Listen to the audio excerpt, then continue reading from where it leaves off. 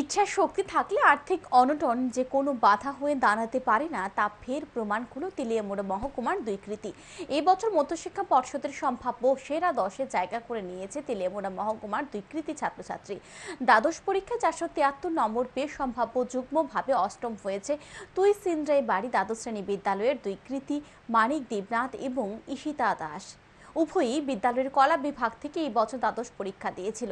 উভয় পরিবারের আর্থিক অবস্থা খুবই খারাপ। মেধাবী মানিক দেবনাথের বাবা মনমোহন দেবনাথ তুই সিন্দ্রাই বাজারে সন্ধ্যায় ভ্যান রিক্সায় চানাচুর বিক্রি করেন, যা আয় হয় তাতেই সংসার প্রতিপালন করেন। অন্যদিকে ঈশিতা দাসের বাবা রতন দাস পেশায় একজন দিনমজুর। যখন যে কাজ পায় সে কাজ করে পরিবারের ভরণ পোষণ করে আসছে।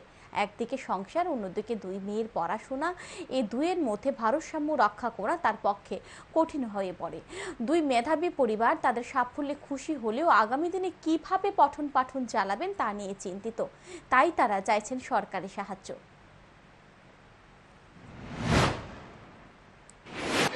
কোন স্কুল থেকে রেজাল্ট পেয়েছো তুমি? হ্যাঁ, কত পেয়েছো? 473। রেজাল্টে তুমি খুশি নেই? হ্যাঁ, রেজাল্ট কেমন হয়েছে তোমার?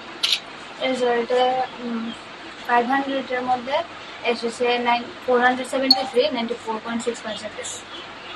কোন স্কুলে পড়াশোনা করতো? সিঙ্গেলবাড়ি দ্বাদশ শ্রেণী বিদ্যালয়। স্কুলের শিক্ষক শিক্ষিকারা কেমন সহায়তা করেছে তোমাকে? হ্যাঁ, তারা আমাকে অনেক সাহায্য করেছে, বই টই দিয়েও সাহায্য করেছে, তারা সবসময় সাপোর্ট করেছে।